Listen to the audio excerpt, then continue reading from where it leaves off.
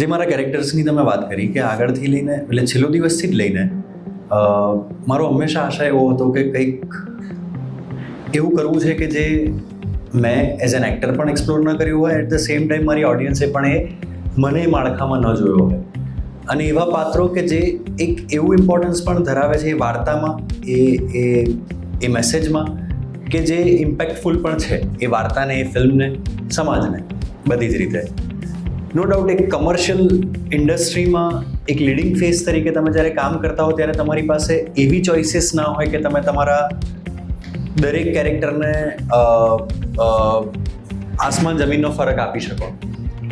એક ઢાંચો સેમ હોય છે, એ જે બેઝિક સ્ટ્રક્ચર હોય છે સ્ક્રીન પ્લેનું, એક બેઝિક સ્ટ્રક્ચર હોય છે કેરેક્ટરનો, પણ તેમ છતાં મારો હંમેશા પ્રયત્ન એવો રહ્યો છે કે એ બેઝિક સ્ટ્રક્ચરને પણ તોડીને હું કમર્શિયલ ફિલ્મોને ધ્યાનમાં રાખીને, એ માધ્યમને ધ્યાનમાં રાખીને હું મારા માટે ફિલ્મ નથી બનાવતો કે પ્રોડ્યુસર મારા જોવા માટે ફિલ્મ નથી બનાવતો.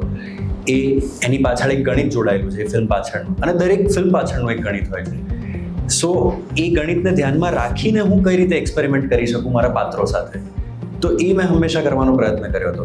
એમાં પછી મેઇન સ્ટ્રીમ સિનેમામાં રાડો હોય કે પછી જગત હોય કે ફોર દેટ મેટર ડેની જીગર હોય કે એ બધા જ પાત્રો, ફોર દેટ મેટર ફક્ત મહિલાઓ માટે હોય, એ બધા પાત્રો એવા હતા કે ક્યાંક ને ક્યાંક મારી આગળની માનસિકતા, મારા આગળના કેરેક્ટર્સની માનસિકતાને તોડતા હતા, એ માનસિકતા કે ઇમોશન્સને તોડતા હતા.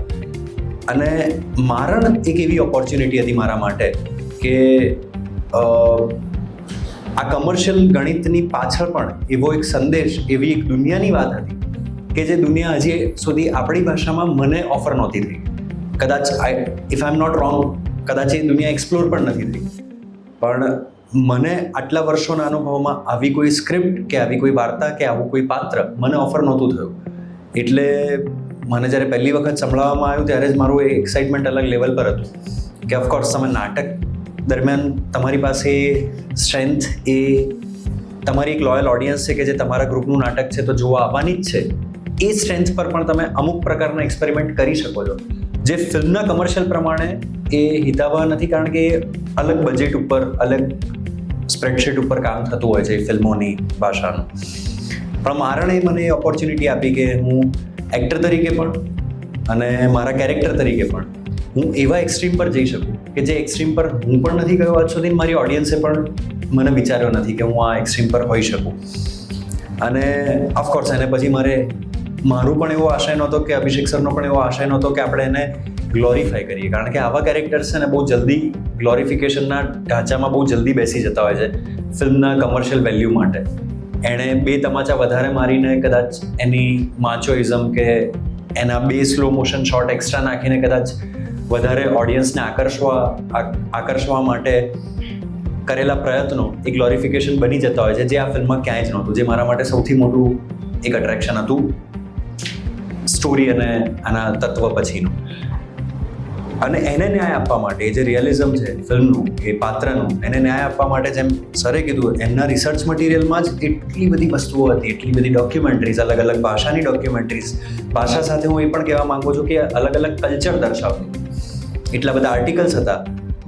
એ બધાથી પહેલાં તો આ દુનિયા સમજી કે આવી પણ દુનિયા છે, આપણી આસપાસ છે, આવા પણ લોકો છે કે જે આને પણ સર્વાઈવ કરીને કદાચ પાછા પણ આવ્યા છે ને આને પણ સર્વાઈવ કરીને પાછા આવવા માંગતા હતા ને આપણે નથી સ્વીકાર્યા આ લોકોને. તો એ, અને જેમ તમે આગળના પ્રશ્નમાં સરને વાત કરેલી કે ઓબ્જેક્ટિવિટી જો કદાચ મારી ન તૂટી હોત, હું પહેલાં તો બહુ જ સરપ્રાઈઝ થઈ ગયેલો. અમુક કિસ્સાઓ સાંભળીને આંખે આંસુ આવી જાય કે આવું થઈ રહ્યું છે.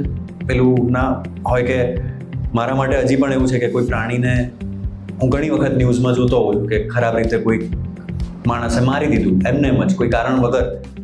એ વસ્તુ મારી આંખે આંસુ લાવી દે છે. આ એવી ઘટનાઓ હતી કે બસ આર્ટિકલ જેમાં હું કોઈને નથી ઓળખતો, કોઈને નથી જાણતો, તેમ છતાં મારી આંખે આંસુ આવી ગયા.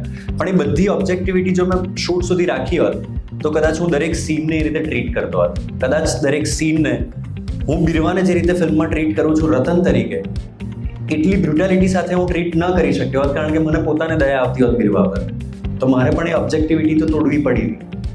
અને એ મારું મેજર કામ હતું એ રિસર્ચ દરમિયાન, એ વર્કશોપ દરમિયાન. અને એટલા જ માટે મારા દરેક પાત્રોની પ્રોસેસ કરતાં આ પ્રોસેસ સાવ જુદી હતી, જેણે મને એક્ટર તરીકે પણ ખાસો લિબરેટ બી કર્યો છે, ખાસો અવેર પણ કર્યો છે. કે એક જ અપ્રોચથી કે એક જ પ્રકારના ઢાંચાથી હું પાત્રને ઓળખી નહીં શકું. મારે દુનિયા પ્રમાણે પણ બદલાવવું પડશે.